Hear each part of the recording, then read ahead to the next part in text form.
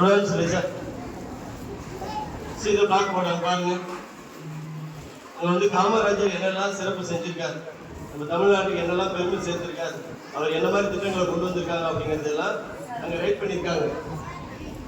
So அந்த விஷயத்துல இந்த பக்கம் கொஞ்சம் இந்த 3 விஷயம் பாருங்க. இலவச கல்வி திட்டத்தை ஊக்குவித்தார்.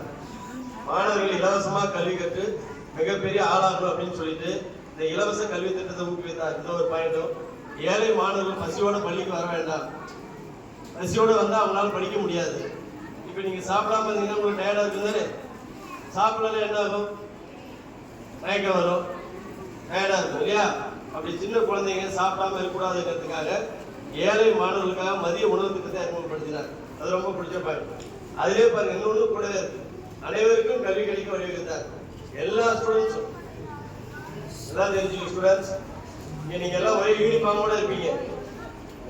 4th standard, 5th standard, 3rd standard, அப்படி ஸ்டாண்டர்ட் மட்டும் தான் தெரியும். சொல்றது புரியுதா? ஒரே சமத்துவமா ஸ்டூடெண்ட்ஸ் எல்லாம் ஒரே யூனிஃபார்மோட அந்த சீருடையை கொடுத்து எல்லோருக்கும் கல்வி சமமாக கிடைக்கணும் அப்படின்னு சொல்லி வழிவகுத்தார். இந்த 3 பாயிண்ட் எனக்கு ரொம்ப ஒரு பிடிச்ச பாயிண்ட். அதை நீங்க பார்த்துக்கோங்க. இந்த சார் இந்த சார் பிடிச்ச பாயிண்ட் சொல்லுவாரு, அதை கவனிச்சுக்கோங்க.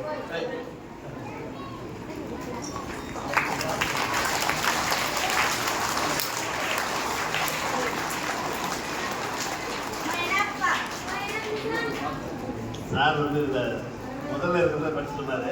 நான் சார் சொல்றேன்.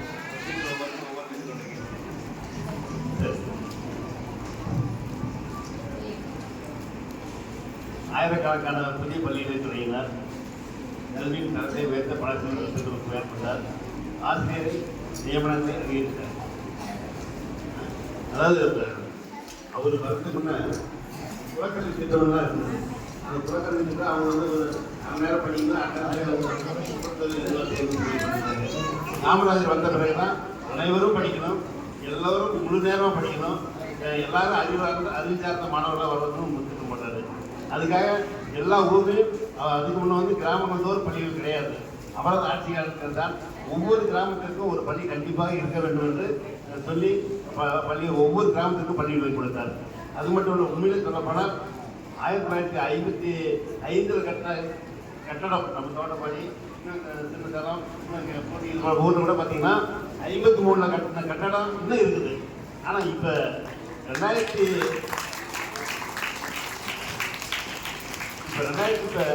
2 ஆண்டுகளுக்கு முன்பு கட்டின பாலம் சில பள்ளிக்கூடம் கட்டி முடிஞ்சுட்டு வாத்தியார் உள்ள உட்கார இடிஞ்சு விழுது. அதனால் அப்படிப்பட்ட ஒரு நல்ல மனிதர்கள் வாழ்ந்தார்கள். நல்ல மனிதருக்கு ஒரு எடுத்துக்காட்டியார்னா காமராஜர் தான். அப்படிப்பட்ட காமராஜர் தமிழ்நாட்டுக்கு என்ன தேவையோ அத்தனை செய்தார்.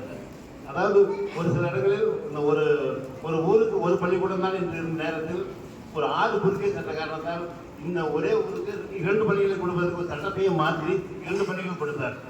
அது மட்டும் இல்லாமல் இப்போ அப்பொழுது ஏழைகள் உண்மையிலே பெரியவர்களுக்கே உணவுக்கு பஞ்சமாக இருந்த நேரத்தில் குழந்தைகளுக்கு உணவு கொடுத்தால்தான் அவங்க படிப்பார்கள் என்று சொல்லி மதிய உணவை முதலில் கொண்டு வந்தவர் பெருந்தலைவர் காமராஜர் தான். இப்போ அந்த மதிய உணவு திட்டத்தை அப்படி புரட்சித் தலைவர் எம்ஜிஆர் அவர்கள் சத்துணவு திட்டமாக கொண்டாந்தாங்க. அப்புறம் புரட்சித் அம்மா கொண்டாந்தாங்க, கலைஞர் கொண்டாந்தாங்க. இருந்தாலும் அவர் வழிகாட்டுதல் தான் செஞ்சாங்க தவிர உண்மையை உணர்ந்து உண்மையான பசிப்போக்கு பிடி நினைத்தவர் காமராஜர் தான். அப்படிப்பட்ட காமராஜர் நிறைய சீர்திருத்தம் இப்போ மேற்கொண்டாரு. அவர் காலத்துலலாம் நமக்குலாம் தண்ணி பஞ்சம் இல்லாமல் நல்லா பிடிக்கிறோம், நல்லா பழைய பிடிக்கணும்னா அந்த தண்ணி பஞ்சம் இல்லாமல் பண்ணுறதுக்கு முதல் காரணம் காமராஜர் தான். அப்பொழுது அணைக்கட்டுகளே கிடையாது. இப்போ இருக்கிற டேம் எல்லாம் வைகை டேமு இன்னும் சொல்லப்போனால் கடைசி நம்ம மாவட்டத்தில் இருக்கக்கூடிய பூமி அணை கூட அவர் காலத்துக்கு கட்டு தான்.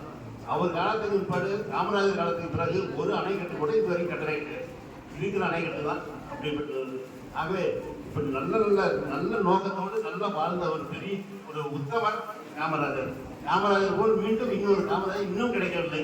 எப்பொழுது கிடைப்பதுன்னு தெரியாது. ஆனால் அப்படிப்பட்ட ஒரு நல்ல எண்ணம் கொண்ட காமராஜர் எல்லோரும் படிக்க வேண்டும், எல்லோரும் நன்றாக இருக்க வேண்டும் என்று சொன்னார். அதனால் அவரை நாம் என்றென்றும் நாங்கள் இருக்கும் வரையும் நாம் சொல்லுவோம், நீங்கள் இருக்கும் வரை அவர் சொல்லித்தான் ஆக வேண்டும். உங்களுடைய எதிர்காலம் சிறப்பாக இருக்கிறது சொன்னால் அவர் போட்ட அடித்தளம் தான். ஆகவே அப்படிப்பட்ட இந்த நன்னாளில் நாம் அனைவரும் நாம் நன்றாக உழைக்க வேண்டும், நன்றாக படிக்க வேண்டும் என்ற உறுதிமொழி நீங்கள் எடுத்து படிக்க வேண்டும் என்று கேட்கிறேன்.